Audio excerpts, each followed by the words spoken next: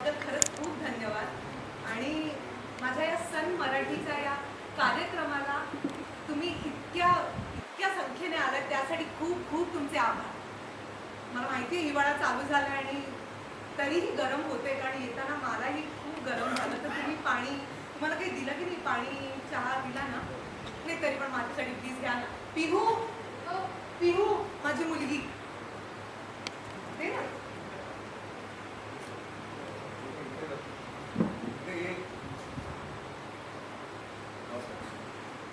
मी अविनाश पाटील आला तुम्ही आमच्याकडे पाणी दिलं आहे सर. चहा वगैरे काही विचारण्याची पद्धत नाही त्याच्या भावना. सॉरी दे ना. इकडून दे इकडून दे ये दे दे दे दे सांभाळून दे. आता घ्याच तुम्ही अट्टा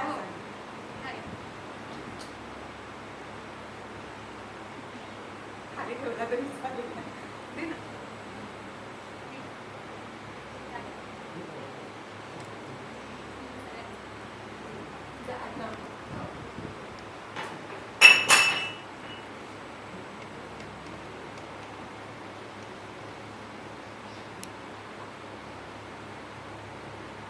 थोडा आणि थोडा संस्कार केले काही या लोकांसमोर काय दिसतंय हे?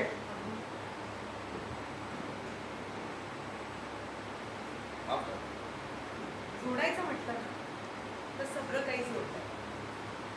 घर, नाती आणि हा कप सुद्धा. त्यामुळे काळजी करू नका, मी जोडेल. आली मोठी जोडणारी. नुकसान कोणाचं झालं? माझ्या मुलाचं. पैसे कमवतो कोण? माझा मुलगा. घर चालवतो कोण? माझा मुलगा. आणि जोडायला आली. आई कमवतात तेच, पण त्यातून थोडंसं जमवते मी. कारण संसार म्हटलं ना की ऍडजस्टमेंट, आणि ऍडजस्टमेंटमुळेच हा संसार सुखाचा होतो. हो की नाही? होतो की नाही सुखाचा?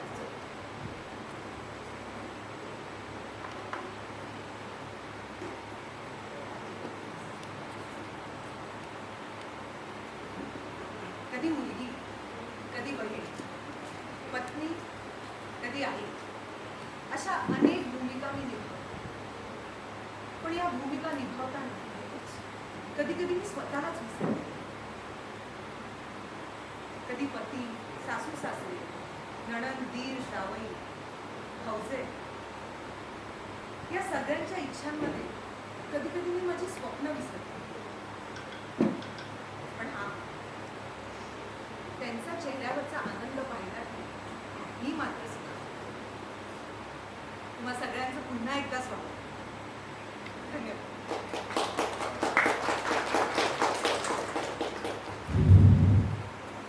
वा, खरंच जरा टाळ्या जोरदार झाल्या पाहिजे, जोरदार. कारण असं वाटत होतं की खरंच आपण या घरात आहोत आणि हे सगळे पात्र खास या घराच्या माध्यमातून तुमच्या मनापर्यंत पोहोचतात. खरं टाळ्या जोरदार जोरदार. अगदी मनापासून धन्यवाद आणि आपल्या सर्वांचंच या सन मराठी परिवारात पुन्हा एकदा मनपूर्वक स्वागत. खरं तर ही कथा आहे अशा गृहिणीची, आईची, बायकोची, जी नाते जपूनही स्वतःचं अस्तित्व शोधण्याची, म्हणजेच अनुप्रियाची, जी नवऱ्यावर जीवापाड प्रेम करते, मुलांचं संगोपन अगदी चोख करून घरही आपुलकीने आणि जबाबदारीने सांभाळते.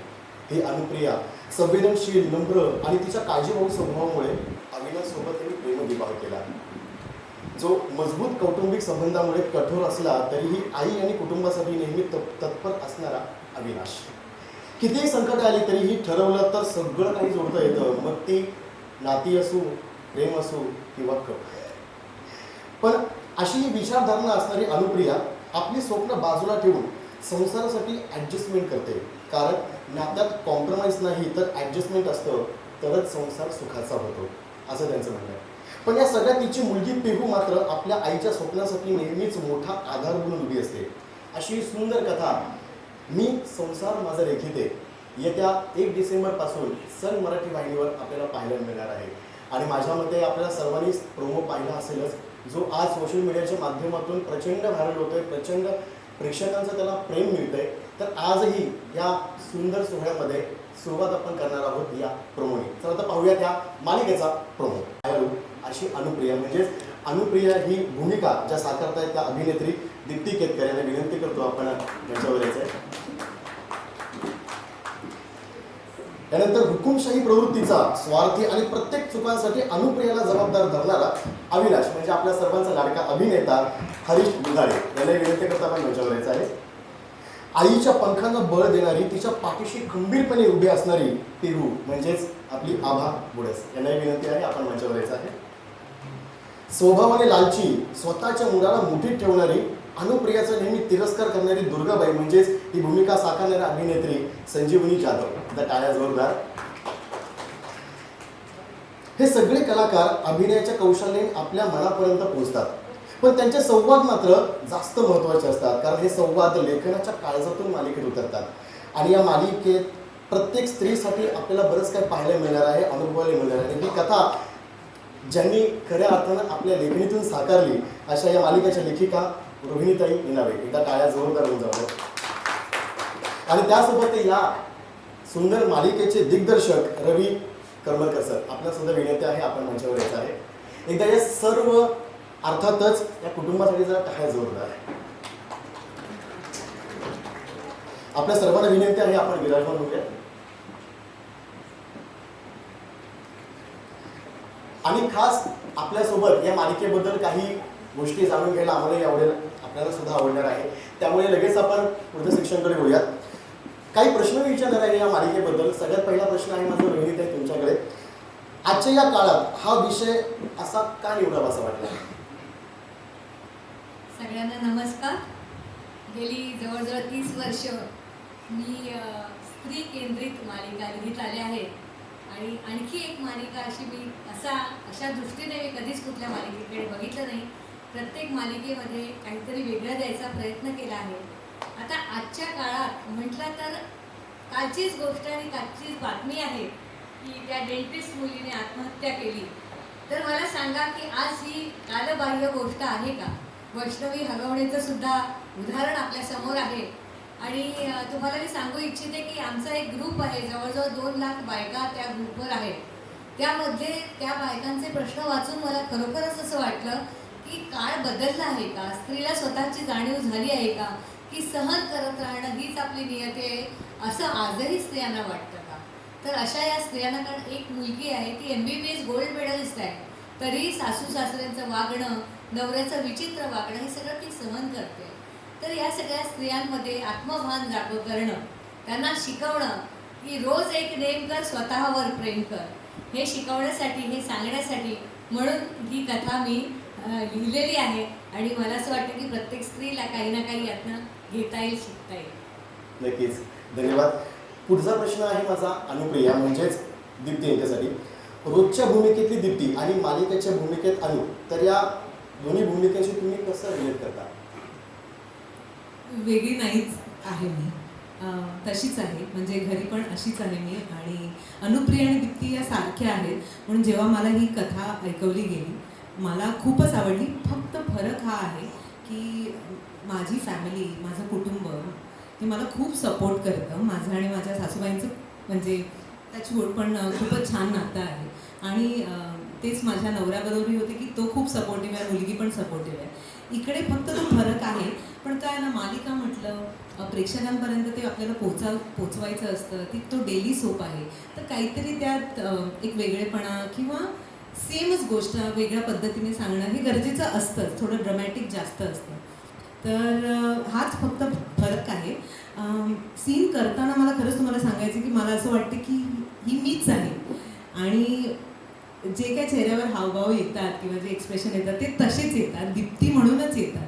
कारण मी रिलेट करते. आणि माझी मालिका आहे म्हणून मी म्हणत नाही आहे, पण प्रत्येक स्त्री, प्रत्येक लग्न झालेली स्त्री रिलेट करेल किंवा एखादी मुलगी रिलेट करेल की अरे माझ्या आईच्या बाबतीत पण कुठेतरी असंच होत असेल. फक्त त्याचं काय म्हणतात, त्याच्यावरचं ते दडपण जास्त असू शकतं किंवा कमी असू शकतं. पण सेमच आहोत आम्ही तसं वगैरे. हे नक्कीच. आणि मालिका सुद्धा आपली थोडी वेगळीच असणार आहे, त्यामुळे आवर्जून पाहायला सगळेच आतुरतेने वाट पाहत आहे. धन्यवाद. पुढचा प्रश्न आहे अविनाश म्हणजे हरिश्रद्धा यांना. ह्या भूमिकेला वेगवेगळ्या छटा आहेत, पण ही भूमिका साकारण्यामागचं नेमकं कारण काय? पहिली गोष्ट, ही भूमिका मी स्वतःशी अजिबात रिलेट करत नाही. त्याचं कारण आहे की स्लाइटली एक निगेटिव्ह आणि ग्रे शेड असलेली ही भूमिका आहे.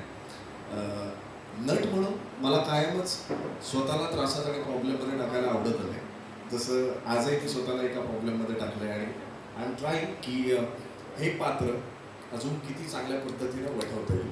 आता माणूस म्हणून सांगायचं झालं तर जसं ताई आत्ता म्हणाल्या की समाजामध्ये खरंच असे पुरुष आजही आहेत ज्यांना ह्या गोष्टी करायला आवडतं. म्हणजे एका वाक्यात सांगायचं झालं तर एक थोबाडीत मारलं तर काय बिघडतं, हा माइंडसेट आजही आपल्या समाजामध्ये आहे. सो कुठेतरी हे चुकीचं आहे, पण हे समाजाला आरसा दाखवणारं पात्र आहे. त्यामुळे हे साकारताना त्याची खूप थिनलाईन मी मेंटेन करण्याचा प्रयत्न करतोय रवी सरांच्या सोबतीनं.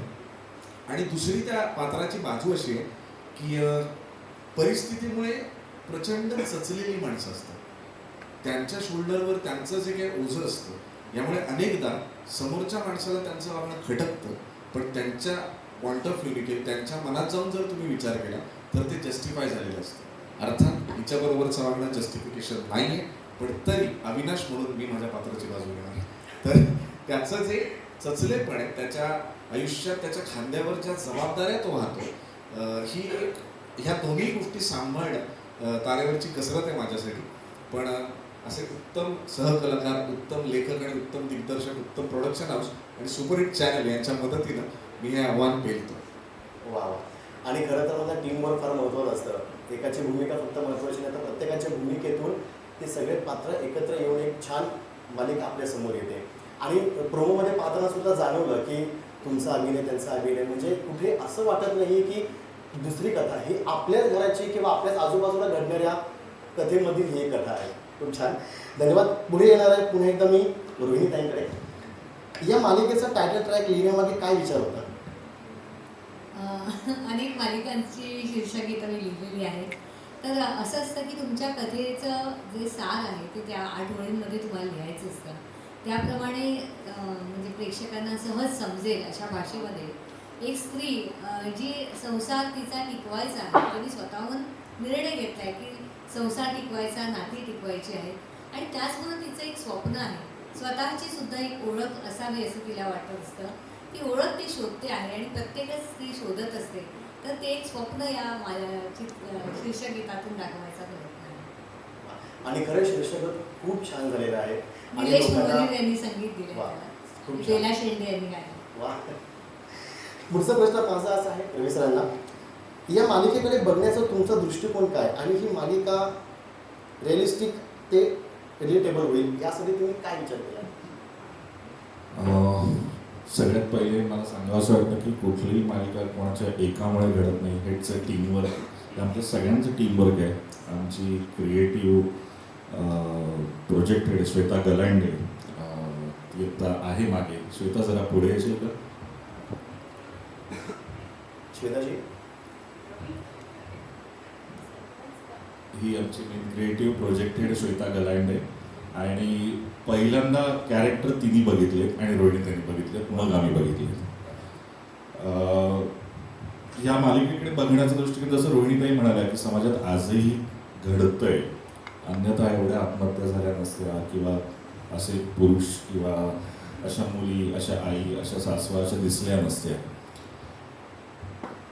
ती सगळी माणसं मांडण्याचा मी प्रयत्न करतोय. मी नेहमी असं म्हणतो की कुठली मालिका करताना मी प्रयत्न करतोय, ती लोकांपर्यंत कसं पोचेल हे आत्ता आपल्याला ठरवता येत नाही. पण अनुप्रिया नक्की आहे, अविनाश नक्की आहे समाजात, पिहू नक्की आहे. फक्त ते कसं आपण बघतो त्याच्यावर आहे. म्हणजे कुठलाही माणूस वाईट नसतो, त्याच्या सभोवताली असलेली परिस्थिती आणि त्या परिस्थितीतून तो जो घडतो त्यामुळे त्या माणसाला एक एक वेगळे शेड्स निर्माण होतात, ज्या आज अविनाशकडे आहेत, अनुप्रियाकडे आहेत. तर खरं तर लव्ह मॅरेज आहे असं आमच्या मालिकेत आहे. आणि तरी सुद्धा ती ते का सहन करते ह्याची प्रश्नांची उत्तरे ही मालिका बघताना तुम्हाला कळतील. आणि मला वाटतं अनेक बायकांना, अनेक पुरुषांना, अनेक सासवांना ते रिलेट होईल की काय असं होतंय. सो ह्या टीमवर्क पण आम्ही हा करण्याचा प्रयत्न करतो, एवढंच मी म्हणू शकतो. धन्यवाद सर. यानंतर माझा पुढचा प्रश्न आहे पिहूसाठी, म्हणजे आपली आभा. तुझ्या आई तुला नेहमी म्हणते की माणसं तोडायची नसतात तर जोडायची असतात, आणि तुला त्यासाठी तडजोडही करावी लागेल. तर तुला हे पटतं का आणि किती पटतं? खरं तर मी जेनझी आहे, मी आजची मुलगी आहे आणि तशीच पिहू ही आजची मुलगी आहे. तर आजची मुलगी म्हणल्यावरती लगेच आईने सांगितलेलं की ॲडजस्टमेंट्स करणं किंवा हे पटत नाही मला, आणि अर्थात पिहूला पण नाही पटत. पण आमच्याकडे 3 जनरेशन्स आहेत, मी, माझी आजी आणि माझी आई. तर ह्या तिन्ही जनरेशन्सला एकत्र ठेवणारा धागा म्हणजे माझी आई आहे.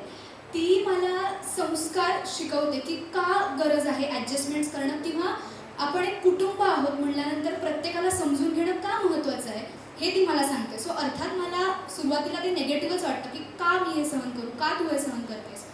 पण आई त्याचा एक पॉझिटिव्ह पर्स्पेक्टिव्ह मला देते आणि त्याच्यातून मी शिकते की हो, समजून उमजून सुद्धा आपण जगू शकतो, कुटुंबातच नाही पण एक सोसायटीमध्ये सुद्धा. वा, छान. आणि मालिकेमधून हे पाहताना आम्हाला खूप आवडेल, कारण की जेनझी तू आता म्हणालीस त्या पद्धतीने बरेच जेनझी जे तुझ्या वयातले आहेत त्यांना सुद्धा काहीतरी शिकायला नक्कीच मिळेल मालिकेतून, ते पण तुझ्या भूमिकेतून. धन्यवाद. पुढचा प्रश्न माझा आहे दुर्गाबाई म्हणजे संजीवनी यांना. तुमच्या भूमिकेसाठी काय वेगळी मेहनत घेतली?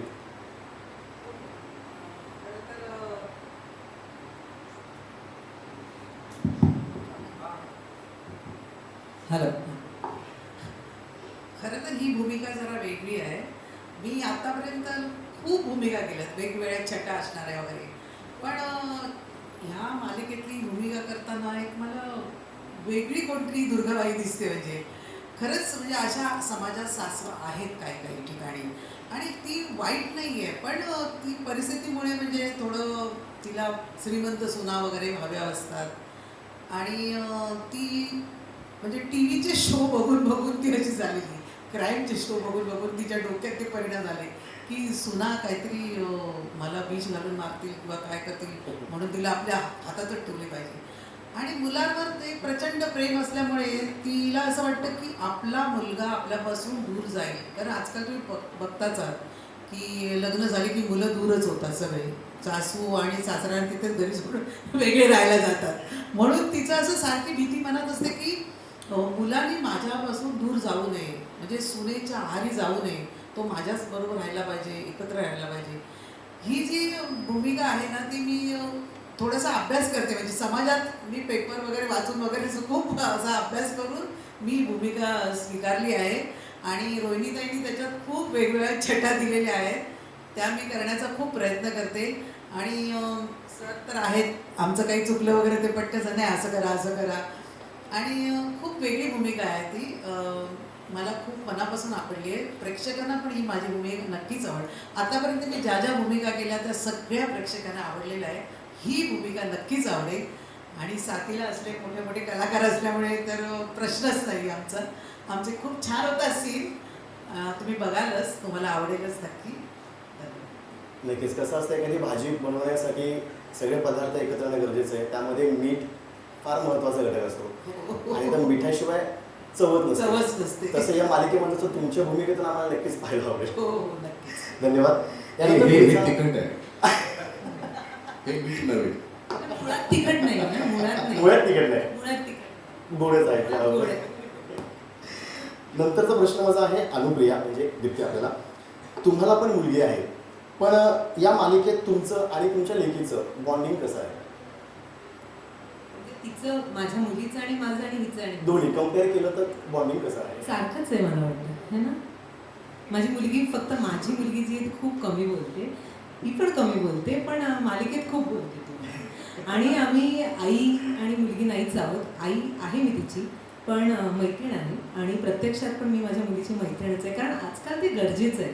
म्हणजे आम्हाला ज्या शिस्तीत वाढवलं, ती शिस्त पण आता लावणं गरजेची आहे, पण आजकालच्या बदलत्या काळामुळे त्यांच्याशी खूप फ्रेंडली होणं खूप गरजेचं आहे, इन राहणं गरजेचं आहे. तुम्हाला सगळ्या गोष्टी माहिती असल्या पाहिजे. आणि माझ्या मुलीबरोबर मी हा प्रयत्न करते की नेहमी जर मी चुकले तर मला असं वाटतं की आपले आई वडील आपल्याला सॉरी नाही म्हणायचे, मी पटकन सॉरी म्हणते.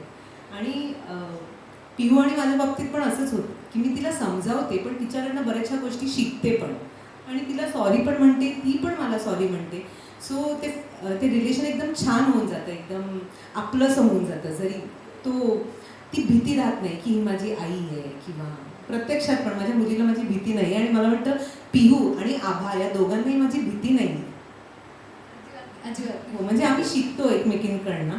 आणि सीन करताना पण आम्ही ऑफकोर्स थोडंसं काय म्हणतात एक्सपिरियन्स जास्त असल्यामुळे मी जर तिला सांगते तर ती ऐकते, पण त्याचबरोबर तीही मला बऱ्याच गोष्टी शिकवून जाते.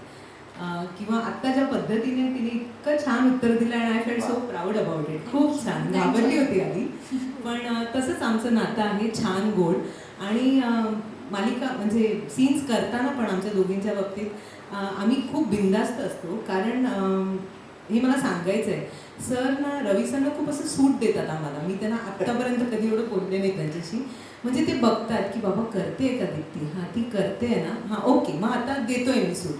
हां जसं ताई म्हणाले की थोडंसं असं वाटलं की येऊन सांगून जातात की दीप्ती तू जरा हे कर, किंवा पिहू तू आईला असं धर किंवा हे कर ते. मग पण एकदा आम्ही सुटलो, म्हणजे मला आणि हरीशला तर ते फुल असं फ्री हँड देतात, चला चला चालू. आणि आम्ही चालूच होतो, थोडंसं आम्हाला खेचावं लागतं. थँक्यू सर त्यासाठी. खरंच म्हणजे एक ॲक्टर म्हणून ना खूप बरं वाटतं ते परफॉर्म करताना की त्या व्यक्तीला, त्या डिरेक्टरला कळतंय की आम्हाला काय म्हणायचं आहे. तसंच पिऊच्या आणि माझ्या बाबतीत पण तेच होतं. आमचे सीन उत्तम होतात. सीन उत्तम झाले की नातं सगळं उत्तम राहतं माझ्यासाठी तरी. थँक्यू. नाही, नक्कीच. पुढचा प्रश्न आहे अविनाश विचारतात हरिजादा, या मालिकेचं वेगळं पण काय आहे तुमच्या दृष्टीकोनातून?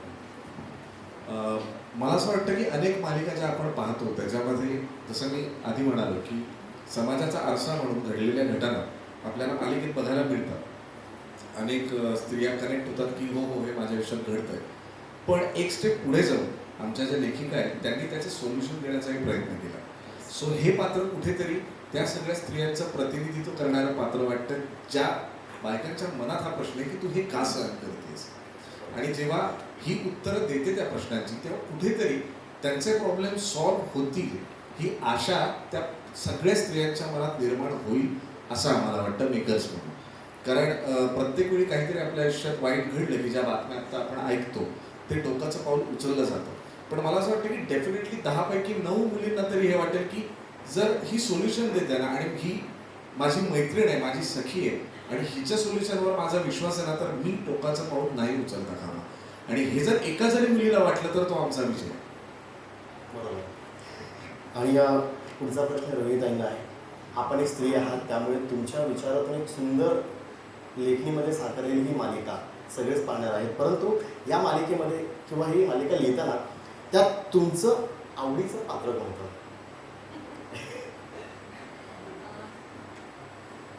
हॅलो, सगळीच पात्र अर्थातच आवडती असतात आणि माझ्या सगळ्या नायिका मला दामिनीपासून अवंतिकापासून सगळ्याच आवडत आहेत. तशीच अनुप्रिया पण माझ्या जवळचं पात्र आहे. पण आता विचारलं तर लागू नकोस, पण माझे आवडतं पात्र अविनाश पाटकर आहे. कारण त्याला वेगवेगळ्या छटा आहेत. ते एकसुरी पात्र नाही आहे आणि वेगवेगळ्या कारणांमुळे तो वेगवेगळा वागतो आणि तो ग्रे नाही होतो, विक्षिप्त वागतो. ते विक्षिप्त वागताना दाखवताना मला खूप विचार करावा लागतो आणि हे मला एक आव्हान वाटतं. आणि मी त्याला पूर्ण ब्लॅक नाही केलंय कारण तो खोटा वाटेल, पूर्ण खलनायक वाटेल. तो का वाटतो, कुठलीही व्यक्ती, कुठली माझी नायिका असो, सासू असो, कुठलीही व्यक्ती असो, भाऊ असतो, काय असतो, तर हे सगळे वागताना का वागतात असं याच्यामागे कारण आहे. उगाचच नाही केलं. तेव्हा हे सगळं करताना हे कॅरेक्टर रंगवताना मला विशेष आव्हान वाटतं. वा, आणि ते दिसतं सुद्धा वेगवेगळ्या छटांच्या माध्यमातून. सुंदर. बरं, अनुप्रिया, म्हणजे तुम्ही आपल्या मीडियासाठी काहीतरी एक सरप्राईज प्लॅन केलं असं ऐकलं मी, पण ते काय आहे ते आम्हाला पण जाणून घ्यायला आवडेल. हो हो, एक ॲक्टिव्हिटी आहे. तर जी आपल्याला करायची आहे ते आहे का, सो काय ना, आता सोशल मीडियामुळे मी फार लांब असते सोशल मीडियापासून, पण ते काळाची गरज आहे आणि आमच्या काय म्हणतात इंडस्ट्रीची गरज आहे. ॲज ॲक्टर म्हणून ते गरजेचं आहे. आपण ना आपल्या आईचं म्हणजे आपल्या आयुष्यात असलेली कुठलीही स्त्री, मग ती आई असो, ती बहीण असो, ती बायको असो, ती कलिग असो, मैत्रीण असो, सगळ्यांना कोणाचा बर्थडे असला की आपण आजकाल फोन नाही करत किंवा फोन केला, आय थिंक खूप कमी लोक फोन करतात, मेसेज करतात. बरं एकदमच जवळचं असेल तर फोन करतात, प्रत्यक्षात विश करतात, पण सोशल मीडियावर टाकायलाच हवं एक फोटो तरी. किंवा म्हणजे मी ॲज दीप्ती मी काय करेन की मी कॉल करेन, भेटेन, पण ते शक्य नव्हतं, पण सोशल मीडियावर टाकणं गरजेचं असतं. तर मला ते खूप असं इंटरेस्टिंग वाटलं की तुम्ही सगळे एवढा वेळ काढून इकडे आला आहात. तर हे तुमच्यापर्यंत मी पोहोचवणार आहे आणि तुम्ही सगळ्यांनी तुमच्या आयुष्यातली एकदम जवळची स्त्री कोणी असू शकते, ती तुमची गर्लफ्रेंड असू शकते, तुमची कलीग असू शकते, तुमची मैत्रीण, आई, बायको, काकी, मामी, जी तुमच्या जवळची आहे, किंवा आत्ता ह्या क्षणी तुम्हाला तिला काहीतरी सांगायचं, मग कदाचित मीही असू शकेन, तुम्हाला काहीतरी लिहायचं, काहीतरी मेसेज तुम्हाला जो वाटतो तो, आणि तो तुम्ही त्यांना द्यायचा आहे, बरं का. आणि त्यानंतर ना देताना एक फोटो काढायचा आणि मला, माझ्या सगळ्या कोस्टार्सना, माझ्या चॅनलला, सन मराठीला, माझ्या टीमला, आणि मी संसारा माझा रेखीते याच्या इन्स्टा हँडलला तुम्हाला टॅग करायचं. प्लीज माझ्यासाठी हे कराल का तुम्ही, प्लीज प्लीज. म्हणजे तुम्हाला जे काही लिहायचं असेल ते तुम्ही लिहा, मग ते एका वाक्यात असेल, 2 वाक्यात असेल, हवं असेल तर मी एक्स्ट्रा सप्लिमेंट्स देईन, पण प्लीज प्लीज लिहा. आणि हो, तुमच्यापैकी ना दोघांना मी इकडे बोलवणार आहे, जर तुमची परवानगी असेल तर, आणि ते वाचणार होता मी, म्हणजे सर वाचतील तर मजा येईल, जरा करूया ना ही गंमत प्लीज माझ्यासाठी. हां, आणि पेन पण देऊ आम्ही तुम्हाला, ओके, मी द्यायला येईल.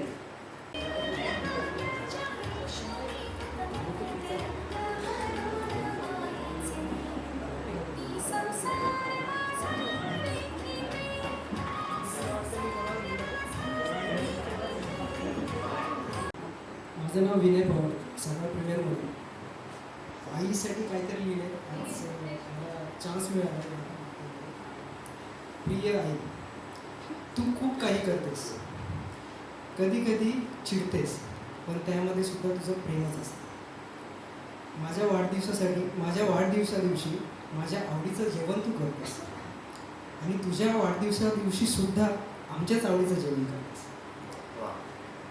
तू खूप काही करतेस आई. तू स्वतः आजारी असताना सुद्धा काळजी आमची करतेस.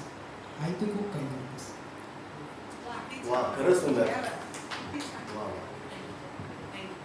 अजून या बाजूने प्लीज प्लीज. या, या. मला वाटतं तुम्हाला पण यायचं आहे तर मी पत्र दोघांना लिहिलंय, माझ्या आईला आणि माझ्या नवऱ्यासाठी. सो मी आता वाचते. आई, तू जे शिकवलंयस, तू जे संस्कार केलेस आज, त्याच्यामुळे माझी ओळख आहे माझ्या क्षेत्रामध्ये. खरं तर माझा स्वभाव हा इतका शांत नाही आहे, पण संसार सुरू झाल्यापासून माझा स्वभाव खूप शांत झाला आहे. ॲडजस्टमेंट असू दे किंवा समजूतदारपणा, हा तुझ्या स्वभावातून थोडा का गुण माझ्या संसार चालू झाल्यापासून आलेला आहे. सो तुझ्या संसाराचे पडसाद कुठेतरी संसार चालूपासून आलेत. आणि खूप छान वाटतं आई, आज कधीच असं लिहिता आलं नाही, बोलता आलं नाही, पण थँक्यू सो मच की तुला सपोर्ट केलास प्रत्येक वेळी, क्षणोक्षणी मला शांत केलंस, त्यामुळे आज मी इथपर्यंत आले. आणि पुढचं जे माझ्या नवऱ्यासाठी, मनीष काय बोलू, खरं तर तुझ्या सपोर्टमुळे आज माझ्या कामाला पूर्णपणे मी यशस्वी झाली आहे. खरं तर काम चालू असतं, पण जेव्हा आई होण्याचा निर्णय घेतला आणि असं वाटलं की आता आई झाल्यानंतर काम माझं थांबेल का, पण तू नेहमी म्हणालास की तुझं काम आहे, तुझं जे स्वप्न आहे तू पूर्ण कर. जेव्हा बाळ 6 महिन्याचं झालं, माझ्या नवऱ्याने खूप सपोर्ट केला आणि म्हणाला की नाही, आता तुला पुन्हा काम करायचं आहे, आणि आज त्याच्या सपोर्टमुळे मी पुन्हा काम करते. म्हणून मी अभिमानाने सांगते की मी माझा संसार खूप सुखाने रेखीत. वा, खरंच सुंदर, खूप सुंदर, खूप सुंदर. आम्हाला या गोष्टीचा सार्थ अभिमान आणि आनंद आहे की आम्ही आज मीडियाला आनंदाने मीडियासमोर आणतोय. आणि खरंच म्हणजे सन मराठीचे खूप आभार. हा जो काही ॲक्टिव्हिटी त्यांनी माझ्याकडनं करून घेतली ना, ते खूप टचिंग आहे. कारण आता दोघांनी आईबद्दल बोलले आणि नवऱ्याबद्दल बोलली ती, पण तरी म्हणजे एक बाईचा सपोर्ट असणं घरी गरजेचं असतं, त्याचप्रमाणे नवऱ्याचाही सपोर्ट असणं खूप खूप गरजेचं असतं. हे माझ्यापेक्षा दुसरं कोणी नाही, हे तुला माहिती आहे. आणि इतक्या छान प्रकारे तू बोललीस, असं मला वाटलं की मीच माझ्या नवऱ्याला हे सांगते. सो थँक्यू सो मच आणि प्लीज तुम्ही या प्लीज. ते म्हणतात ना की प्रत्येक यशस्वी पुरुषाच्या मागे स्त्रीचा हात असतो, तसं एका यशस्वी स्त्रीच्या मागे सुद्धा पुरुषाचा हात खूप असतो. गरजेचं आहे. आणि त्यानंतर जेव्हा बाळ येतं म्हणजे आपल्या आयुष्यात किंवा फॅमिली असते आणि आमचं जसं स्केड्यूल असतं सकाळी संध्याकाळी, तो एक सपोर्ट खूप गरजेचा आहे. I think we sail in the same boat है ना. Yes. First of all thank you so much Sun Marathi, कारण का मी हे पत्र माझ्या आजीसाठी लिहिलं आहे आणि आम्ही एकाच घरात राहतो, पण ही बोलायची संधी कधी आली नाही आणि ते एक्नॉलेज करणं इम्पॉर्टंट आहे. सो प्रिया जी, आपण एकाच घरात राहतो, पण कदाचित त्यामुळेच हे बोलायचं राहून जातं. मला ऑफिसला जायला उशीर होत असेल तर नाश्त्याचं ताट माझ्या मागे मागे घेऊन फिरणारी तू, लाडाने मला खाऊ घालणारी तू, अशा तुला थँक्यू. कधी बोलायचं राहून गेलं आणि आज मी जी काही आहे त्याचा अभिमान सर्वात जास्त तुला वाटतो, पण सगळ्यात मोठा वाटा तुझा आहे. कारण लहानपणी माझा हात धरून आई तूच मला शिकवलीस. शूटवरून लवकर घरी यावंसं वाटतं हे फक्त तुझ्यासाठी, कारण कोणी जागा नसेल पण तू 100% जागी असणार हे मला माहीत असतं. So last but not the list, thank you so much for everything. आणि तू माझी बेस्ट फ्रेंड आहेस. Thank you so much. रात्री शूटवरून आल्यावर कोण ना कोणतरी आपल्या घरी जागा असताना, मी तुम्हाला सांगू का, माझ्या घरी माझी सासूबाई जागी असतात आणि फक्त आई मी आले, मग मी 1 वाजता येऊ, 12 वाजता येऊ, 2 वाजता येऊ आणि आई मी आले ना, आली आहेस का, ओके, आणि माझं येस. थँक्यू. ओ अरे वा, मस्तच. इतका छान प्रतिसाद मिळाला. नक्कीच आमच्या मालिकेला पण इतकाच छान प्रतिसाद मिळाला. सगळ्यात पहिलं म्हणजे सन मराठीचे आभार, त्यांनी छान संधी आम्हाला दिली. सो प्रिया आई, सगळ्यात पहिलं म्हणजे तुला थँक्यू म्हणण्याआधी मी सॉरी म्हणते, कारण तू माझं प्रत्येक विक्षिप्त वागणं सहन करतेस. ऑफिसहून घरी आल्यानंतरची चिडचिड, काही गोष्टींमध्ये तुला कन्सिडर केलं जातं त्यासाठी तू दुखावली जातेस, त्यासाठी सॉरी. आणि थँक्यू अशासाठी कारण माझ्या स्ट्रगलमध्ये तू पण माझ्यासोबत खंबीरपणे उभी आहेस. आई तू आहेस म्हणून मी आहे. थँक्यू. आणि मला वाटतं या मालिकेतून अशा बऱ्याच गोष्टी आपण पोहोचवणार आहोत, जेणेकरून आत्ता आपण जे पाहतोय, जी ॲक्टिव्हिटी आपण करतोय, त्यातून नकळतपणे आपण आपल्या घरच्यांशी बोलायला वेळ मिळत नाही किंवा काही गोष्टी बोलताच येत नाहीत, त्या अशा बोलतोय. म्हणजे मालिका बघताना तुमचंही जे पात्र आहे ते प्रेक्षकांपर्यंत इतकं चोख पद्धतीने पोहोचणार आहे की काहीतरी बदल प्रत्येकाच्या कुटुंबात सुद्धा होतील, असं मला अगदी मनापासून वाटतं. थँक्यू सन मराठी. माझ्या आईबद्दल आणि माझ्या सासूबद्दल मला इथे होण्यासाठी ॲक्च्युली मला असं दडपण आले की बोलताना तुम्हाला भरून येते. माझ्या आयुष्यातील 2 माझ्या महत्त्वाच्या व्यक्ती, माझी आई आणि माझी सासू. एक माझी आई, जिने लहानपणापासून माझ्या स्वप्नांना बळ दिलं. वडील रिक्षा चालवत असतानाही त्यांच्यासोबत संसाराचा गाडा ओढत तिने माझी सगळी स्वप्न पूर्ण केली. आणि लग्न झाल्यानंतर माझी सासू, जी मला आईसारखं वाढवतीये. सकाळी डब्बा करण्यापासून त्या सगळ्या गोष्टी माझं सासू करते. टचवूड मला खूप छान वाटतंय घरामध्ये, ती मला व्यक्त व्हायला मिळतं, त्यासाठी thank you so much Sun Marathi. आणि आईबद्दल लिहिण्यासाठी पुरवणी नाही आहे, खरं तर वयसुद्धा कमी पडेल इतकं आहे खरं तर. Thank you so much Sun Marathi. मला वाटतं हे डोळ्यातील अश्रू खूप काही सांगून जात आहेत आणि ही खरी पोच पावते आपली मालिकेची आहे. खरंच एकदा टाळ्या जोरदार या ॲक्टिव्हिटीसाठी सुद्धा होतात आपल्या सण मराठीसाठी. छान वाटतं. बरं, सगळे एन्जॉय करतात ना, कारण की वेगळा प्रकार आपण आज पाहिला, अनुभवला. असं प्रत्येक ठिकाणी होत नसावं माझ्या माहितीप्रमाणे, पण सगळे एन्जॉय करतायत. एकच वाक्य फक्त सांगतो, आयुष्यावर डोक्यात फिट करून ठेवा. तुमच्या आयुष्यातला एन्जॉयचा ग्राफ हवा, कारण की आम्ही तुमच्यासाठी एन्जॉय करण्यासाठीच आम्ही इथे बसलो आहोत. आम्ही मालिका पोहोचवतोय. तुमच्या आयुष्यातला एन्जॉयचा ग्राफ वाढवा, म्हणजे तुम्हाला भविष्यात कधी एन्जॉयग्राफी करावी लागणार नाही. अशा हसत राहा, खेळत राहा, आपल्या मालिकेवर आवर्जून प्रेम करत राहा. आणि अजून एक सांगायचं आहे की प्लीज प्लीज हे पोस्ट करा. हो, कसंही पोस्ट करा. तुम्ही कुठल्याही ह्याच्यात कुठल्याही म्हणजे आईला सांगू नका जाऊन कपडे बदलून दे, नाही, किंवा बायकोला सांगू नका, किंवा सासूला सांगू नका कपडे बदलून, जे काय असेल प्लीज पोस्ट करा, कारण खूपच टचिंग आहे सगळं आणि आम्हाला हे प्रेक्षकांपर्यंत पोहोचवायचं. अगदीच. थँक्यू. जे तुम्ही अनुभवलं ते सगळ्यांना अनुभवले. धन्यवाद. यानंतर मी आता तुमच्याकडे विनंती करतो आपल्या सर्वांना की तुमचेही काही प्रश्न असतील तर आपण त्यांना विचारू शकता.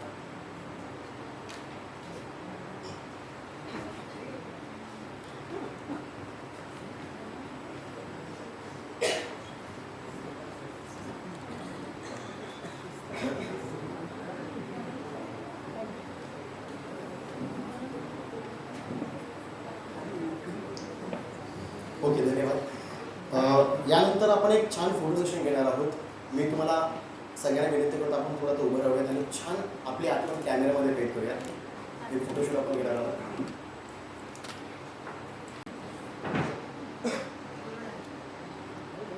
एक फोटो.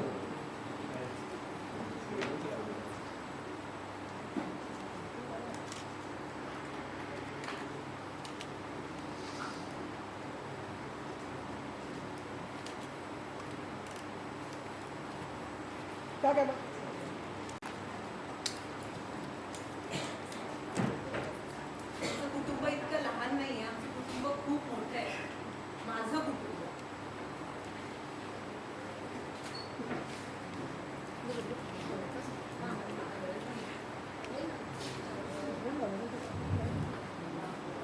हॅलो. माझ्या कुटुंबातले इतर सदस्यांना मी आता स्टेजवर बोलवेन. सगळ्यात आधी म्हणजे माझे मोठे दीर राजन पाटकर. जरा टाळ्या. राजन पाटकर म्हणजे संदीप गायकवाड. तर सगळ्यांची इंट्रोडक्शन होईलच, पण मी आधी सगळ्यांना बोलवते, मग तुला जे बोलायचं आहे ते बोल. त्यानंतर माझी मोठी जाऊ सीमा पाटकर म्हणजेच पूजा मयेकर.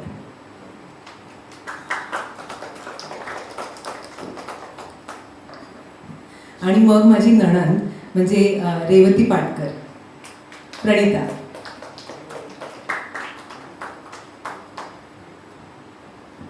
इकडे येतोस. आणि माझा गोड मुलगा प्रथम म्हणजेच प्रथम पाटकर. राजन, तुला काही बोलायचं आहे का तुझ्या पात्राबद्दल किंवा?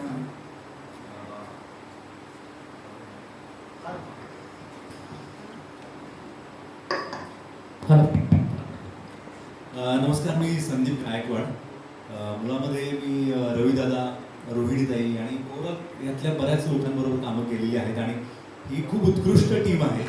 यांच्याबरोबर काम करायला मला संधी मिळाली हे माझं मी भाग्य समजतो. ह्या कॅरेक्टरविषयी सांगायचं झालं तर हा घरातला मोठा मुलगा आहे. करिअरमध्ये खूप काही यशस्वी जरी नसला तरी सत्याची साथ देणारा हा मुलगा आहे. चुकत असेल कोणाचं तर तो कोणीही असेल, भाऊ असेल की जो आमच्या घरातला प्रॅक्टिकली टेक्निकली करता माणूस आहे, त्याचं चुकत असेल तरी मोठ्या भावाच्या नात्याने हा त्याला त्याची चूक दाखवून देण्याचा प्रयत्न करतो. वेळप्रसंगी अनुप्रियाच्या बाजूने उभा राहतो. सो असं ह्या कॅरेक्टरला से आहे आणि मला हे कॅरेक्टर प्रचंड आवडलेलं आहे आणि खूप एक्सप्लोअर करतो आहे रविदादाच्या गायडन्सखाली. उत्कृष्ट चॅनल आहे, उत्कृष्ट आमचं प्रोडक्शन हाऊस आहे, खूप मजा येते. सहकलाकार पण खूप चांगले आहेत. So I am enjoying it. नमस्कार, मी पूजा महेंद्र. खरं सगळ्यात प्रथम तर तुम्ही सगळीकडे आलात आणि आत्ता जी आपल्या इथे ॲक्टिव्हिटीज आहेत तिला इतका छान प्रतिसाद दिला, त्याच्यावरूनच कळून येते की आमची सिरियल ही तितकी छान सगळ्यांपर्यंत पोहोचेल. आणि आता माझ्या पात्राबद्दल सांगायचं तर मी एक निगेटिव्ह शेड कॅरेक्टर करते, सीमा नावाचं. सीमाबद्दल सांगायचं तर ती थोडी कपटी आहे, घरात राजकारण करणारी आहे. तिला असं महत्त्व टिकवून ठेवायचं आहे. मग त्यासाठी ती जे काही होईल तिच्या परीने किंवा तिला अनूमुळे ह्या गोष्टी कराव्या लागतात. किंवा अनू जेव्हापासून तिच्या आयुष्यात किंवा या घरात आली आहे तेव्हापासून तिला असं वाटतं की आता माझं महत्त्व कमी होऊ शकतं. आणि मगाशी जसं रोहिणीताई म्हणाल्या की प्रत्येक माणसाच्या आयुष्यात अशी एक सिच्युएशन असते की त्याच्यामुळे ते असं वागतात. तसं सीमाच्याही आयुष्यात काही गोष्टी आहेत, जसं की तिला मुलबाळ नाही आहे. सो त्या थोड्याफार इन्सिक्युरिटीज आहेत म्हणून ती अशी वागते. सो हे सीमाला भेटायचं असेल तर आमची सिरियल बघा आणि असा छान प्रतिसाद द्या. थँक्यू. प्रणिता आचरेकरला मी सांगेन 2 शब्द. नमस्कार, मी प्रणिता आचरेकर. सगळ्यात आधी थँक्यू सो मच तुम्ही इथे आलात. आणि मला म्हणजे मी रेवती कॅरेक्टर हे करते आणि ती खूप स्वार्थी आहे. तिला काही घेणं देणंच नाही आहे घरात काय होतं आहे काय नाही. तिला फक्त पैसा कमवायचा आहे, तिला श्रीमंत नवरा हवा आहे, ती फक्त त्या शोधात आहे. तो तुम्हालाही जमलं तर तुम्ही पण प्लीज माझ्यासाठी श्रीमंत नवरा शोधा, बाकी काहीच नाही. Thank you so much. हाय, माझं नाव रोहित आंबे आणि मी प्रथमचा कॅरेक्टर प्ले करतो आहे. तर प्रथम हा आजी आणि बाबांकडनं खूप लाडवलेला मुलगा आहे आणि आईचा तेवढा रिस्पेक्ट तो करत नाही. म्हणजे आईबद्दल वाईट विचार नाही आहेत, पण आईबद्दल रिस्पेक्ट नाही. ती काम करते तर करते. आणि आजीने खूप लाडवून ठेवलं आहे. आजीचा खूप लाडका आहे मी, असं कॅरेक्टर आहे. हो, मी आजीचा वंशाचा दिवा आहे. वा, इतकं सुंदर कुटुंब आहे, तर मला असं वाटतं हा क्षण आपण कॅमेऱ्यात नक्कीच कैद करूयात.